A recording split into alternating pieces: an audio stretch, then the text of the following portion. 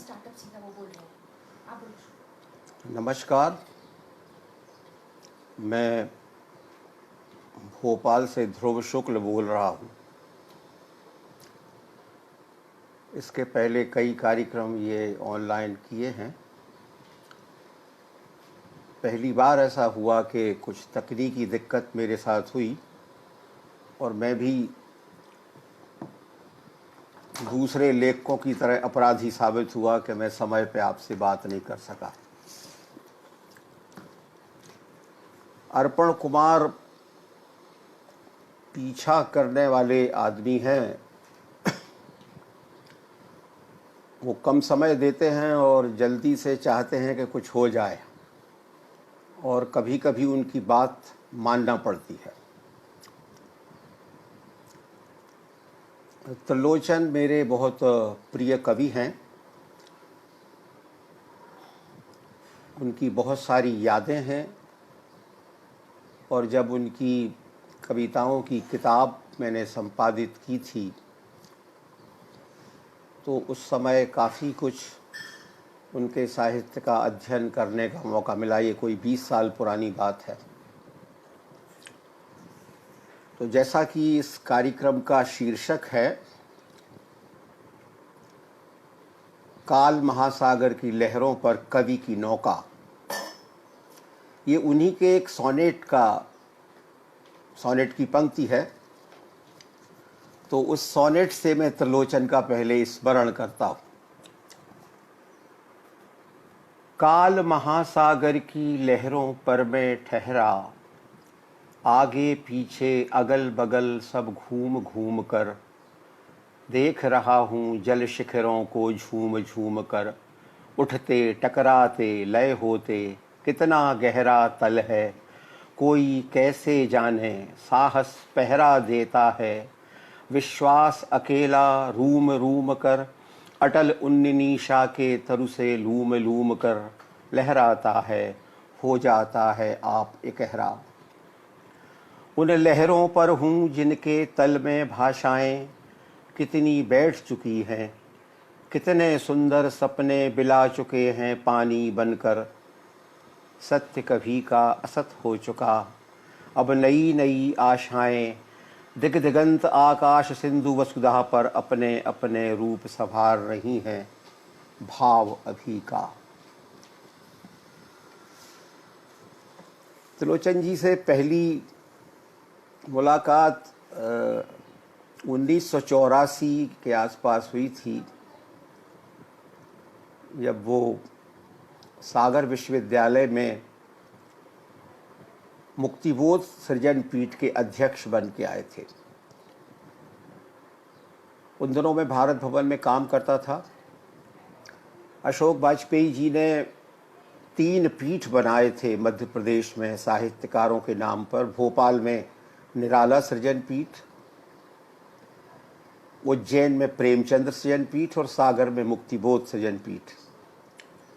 और इन पीठों में सब बड़े बड़े लोग आते रहे, हरिशंकर परसाई, शमशेर बहादुर सिंह, निर्मल वर्मा, कृष्णा सोपती, विनोद कुमार शुक्ल, वागीश शुक्ल, कृष्ण बलदेव वैद, केदारनाथ सिंह, ये तमाम लोग इन पीठों पर आए। और वो उस समय हम लोगों का साहित्यिक उदय काल भी था। तो ये इन सब से मिलना और इनका सानिध्य हमें मिला।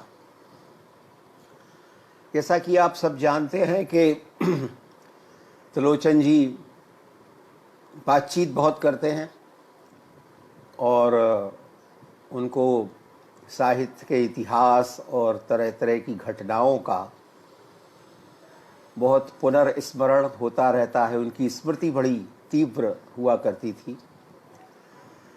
तो एक तरह से गप्प लड़ाते थे वो, और उनको बातचीत करने में बहुत आनंद आता था। खासकर युवाओं से उनको मिलने में और हंसने बोलने में बहुत आनंद आता था। तो हम लोग उनको बहुत छेड़ते थे। और चूँकि सागर मेरा जन्म स्थान है, वहीं की यूनिवर्सिटी में पढ़ा हूँ, तो मैं सागर जाता था और त्रिलोचन जी से अक्सर मिलता था, बल्कि समय निकाल के जाता था कि 1-2 दिन उनसे बात करूँगा।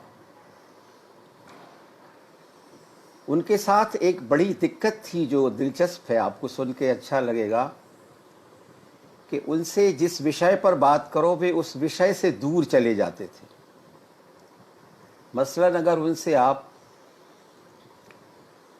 बनारस के बारे में कुछ पूछ रहे हैं तो वे आपको बनारस के बारे में ना बता के इलाहाबाद के बारे में बताने लगेंगे।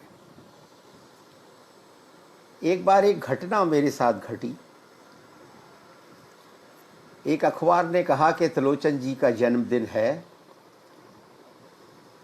उनका एक इंटरव्यू ले लीजिए तो वो हम छापेंगे। तो हमारे दोस्त सागर में थे गोविंद द्विवेदी और वाजपेयी जी के छोटे भाई अनिल वाजपेयी जो वहाँ प्रोफेसर थे, वो भी त्रिलोचन जी को अच्छी तरह जानते थे। उन्होंने कहा कि तुम इंटरव्यू लोगे कैसे, क्योंकि तुम जो सवाल पूछोगे उसका वो जवाब तो देंगे नहीं, वो कुछ और कहेंगे।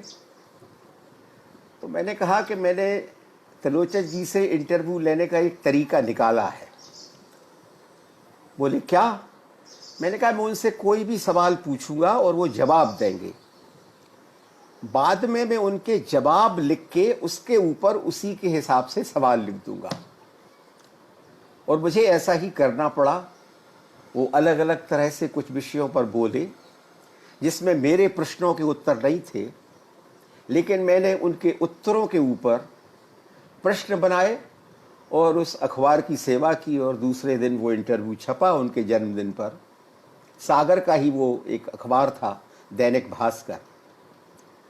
सागर के साहित्यकारों पर त्रिलोचन जी ने बहुत असर डाला, क्योंकि वो करीब 1984 से 1990 तक लगातार मुक्तिबोध सृजन पीठ के अध्यक्ष रहे। फिर बीच में वो अलीगढ़ विश्वविद्यालय चले गए थे विजिटिंग प्रोफेसर होके, और बहुत जल्दी वहाँ से फिर वापस लौट आए, तो कुछ 1993 तक रहे। तो सागर में वो बहुत लोकप्रिय थे। अक्सर पैदल चलते थे, यूनिवर्सिटी से पैदल चलते हुए शहर आ जाते थे, शहर की गोष्ठियों में आते थे, और वहाँ के जो बहुत से नवोदित कवि लेखक उनसे अक्सर मिला करते थे। और चूँकि त्रिलोचन जी को लोक साहित्य का भी बहुत गहरा ज्ञान था, और हमारे शहर में बुंदेलखंडी के भी कई कवि थे जो लोक बोली में कविता लिखते थे, उनसे भी त्रिलोचन जी की बहुत बातचीत होती थी। और हम लोग अक्सर, जब मैंने अपना पहला उपन्यास लिखा उसी शहर में,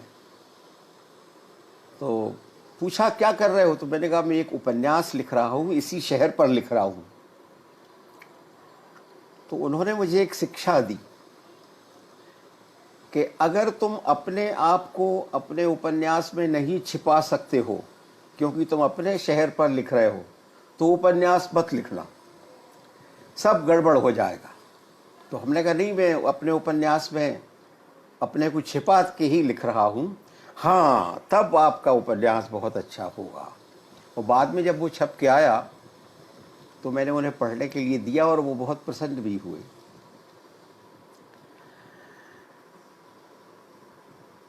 एक कविता कुंभ भी हुआ था जो अशोक वाजपेयी जी ने भारत भवन में किया था। सबसे पहले त्रिलोचन जी को भोपाल में उसी कविता कुंभ में देखा था।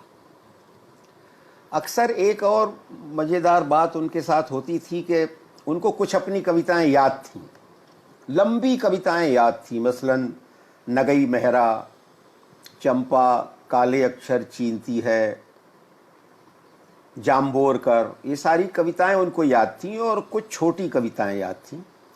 और जब भी उनसे कहा जाता था कि, तो वो बार बार वही कविताएं सुनाते थे। और कभी कभी लोग कहते थे कि ये और अपनी दूसरी कविताएं सुनाते नहीं हैं, ऊब भी जाते थे लोग। एक बार मैंने कहा कि मैं आपकी कविताएं अगर मैं चुन दूं और आप उनका पाठ करें तो कैसा हो? तो कहने लगे ठीक है।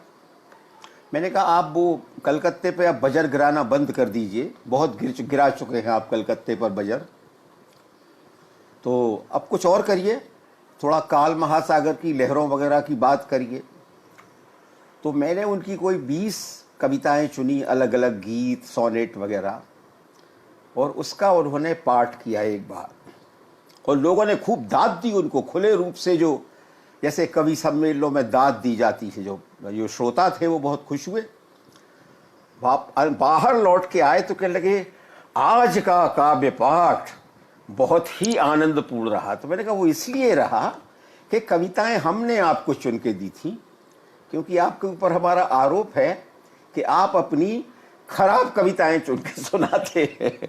हालांकि चंपा काले अक्षर चीनती है और ये नगई मेहरा खराब कविताएं नहीं है, लेकिन हमने उन्हें छेड़ा कि ले हाँ उनको आप खराब कविताएं कहते हैं। मैंने कहा खराब से मतलब वही कविताएं आप बार बार सुनाते हैं, तो एक तरह की ऊब होती है पाठकों को, यह ठीक है।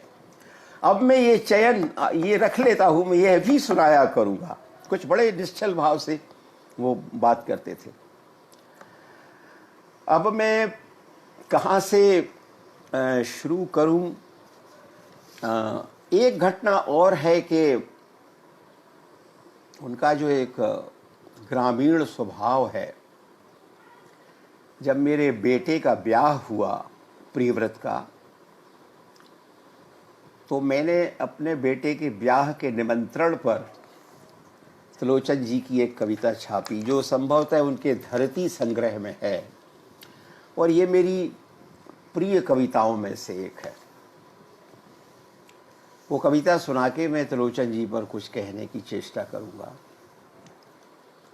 उसका शीर्षक है तारकों से ज्योति चलकर भूमि तल पर आ रही है, आ रही है, आ रही है अंधेरी रात, कल है ब्याह का दिन, दीपकों से गांव का एकांत अमलिन, जागती हैं नारियां आज अपने गीत से वे तारकों को हैं जगाती, साज शादी के सजाती, आज सारा गांव एक प्राण मिलकर, आज सबका हर्ष जागा है विमलतर, आज जीवन रागिनी अभिराम उठकर और उठकर छा रही है, छा रही है, छा रही है, तारकों से ज्योति चलकर भूमि तल पर आ रही है, आ रही है, आ रही है। घर बसेगा बहू आएगी सुघरतर, घर बना देगी उतर कर देव मंदिर, सास मन में सोचती है वह हमें सुख और सबको शांति देगी, वह हृदय में सोचता है कांपती सुख से कहीं बैठी अकेली साधती होगी बहू